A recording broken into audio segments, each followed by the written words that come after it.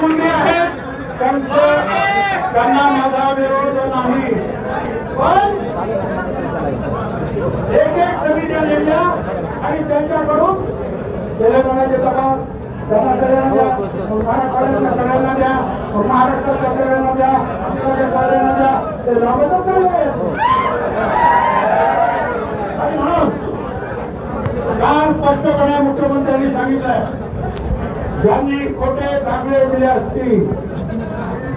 आणि खोटे दाखले दिले असतील त्या दोघांवर सुद्धा गुन्हे दाखल करण्यात येतील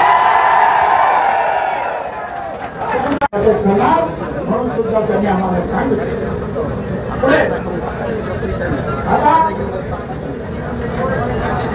काय लोक काय करतात, ओबीसी मध्ये करायचं, तुझा फायदा घ्यायचा,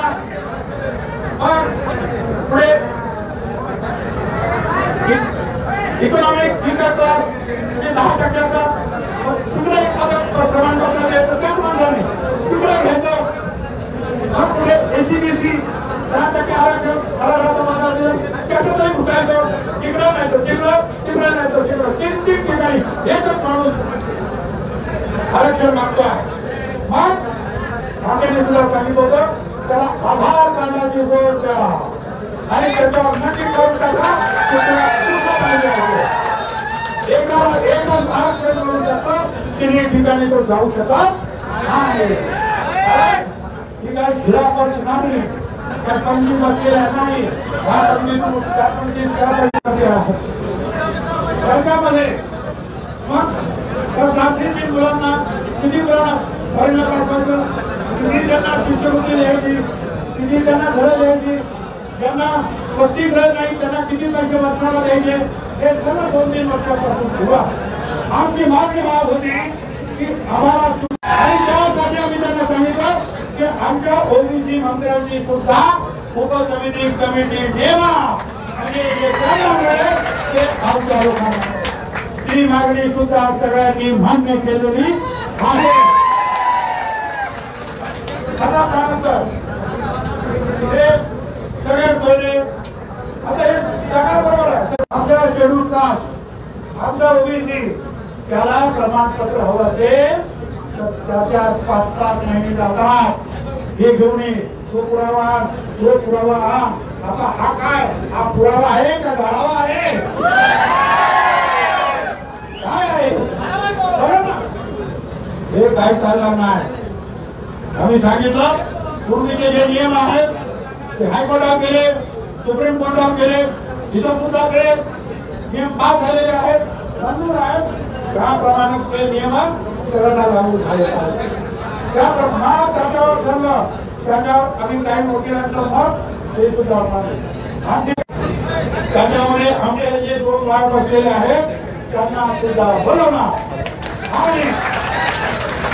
सगळ्यांच्या समोर हे आमचं म्हणणं मांडणार, आमचे जे पुरावे आहेत ते मी आम्ही मांडणार. याचं कारण काय, काही राजकारणी फार हुशार आहे, इकडे एक बोलतील, तिकडे एक बोलतील आणि दोन्हीकडून जे आहे डमरू वाजवायचं काम करते, ते होता कामा नये. त्यासाठी त्यांना पण विचार काय पाहिजे तुम्हाला सांगा, कुणाचा बरोबर आहे, कुणाचं चूक आहे हे सांगा आणि त्याप्रमाणे जे आहे तुम्ही सगळ्यांनी म्हणून निर्णय. मी तुम्हाला एक सांगतो, आमच्या एका सहकार्याने ग्रीक महाजनाचं काम करणारे सगळे बरे कोर्टात टिकणारच नाही.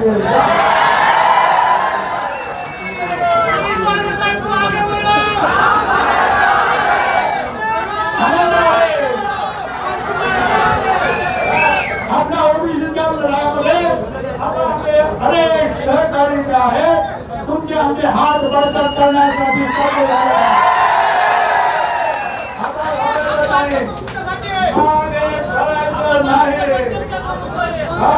आता एकच सांगतो,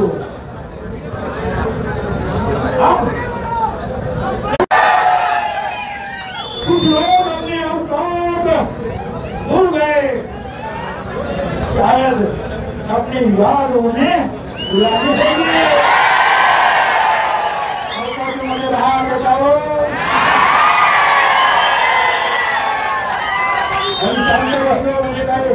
गरीब आहोत आणि गरीब कुठे ओळखावी कुठे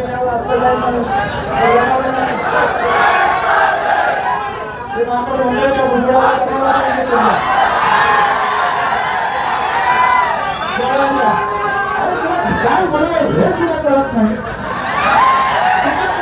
काय टीका करायची हे सुद्धा कळत नाही याच्या पुढे बाबा मी त्याला पुण्याऐवजी त्या लक्ष्मण हाके बरोबर त्यांनी चर्चा करायला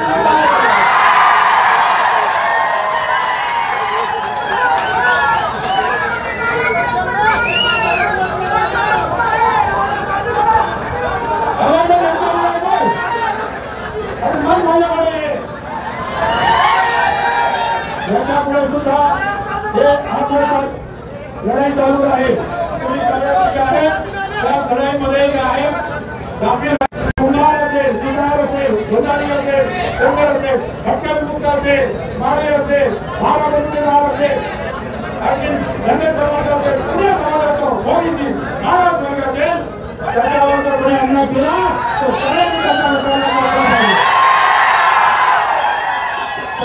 करू नका आपापसामध्ये लढू नका आपापसात लढला तर आपलं भविष्य खात जाईल एक होऊन लढणार तर दुश्मन भविष्य तुमच्या समोर वाढ बघतायत हे लक्षात ठेवा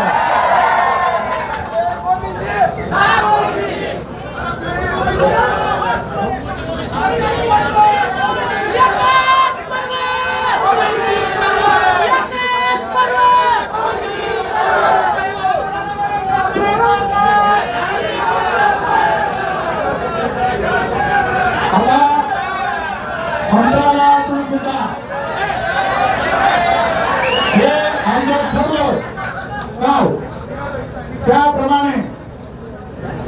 जे भागे की जे आतापर्यंत वेगवेगळे त्यासाठी पत्रक काढलेले आहेत त्यांचं सुद्धा पत्रक आणि त्याबरोबर प्रयत्नाने सुद्धा त्याच्यावर चर्चा सही केली ते पत्रक जे आहे आलेलं आहे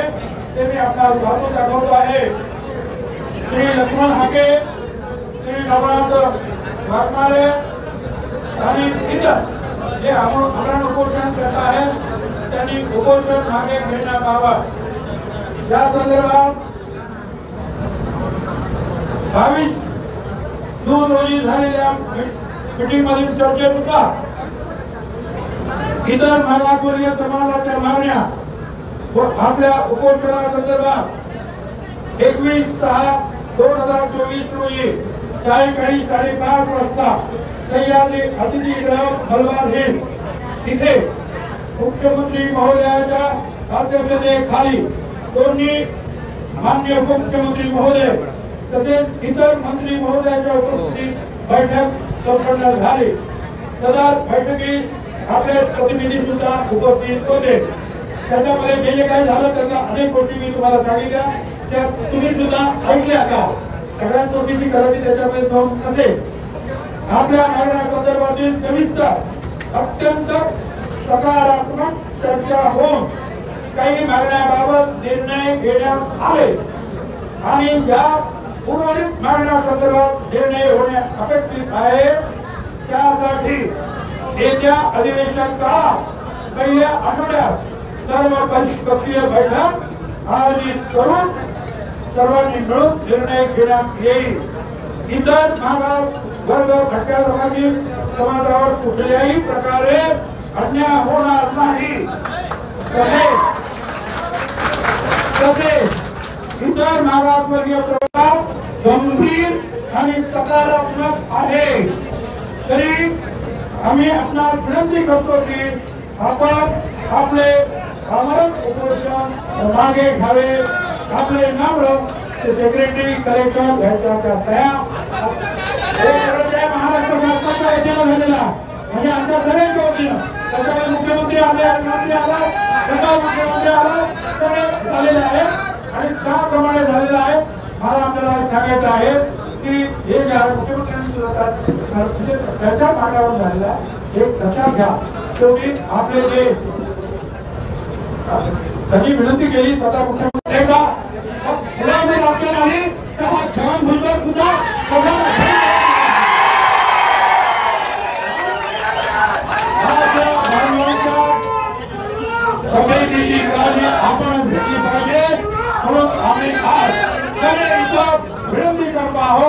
की यांनी आपलं उद्देशक मागे घ्यावं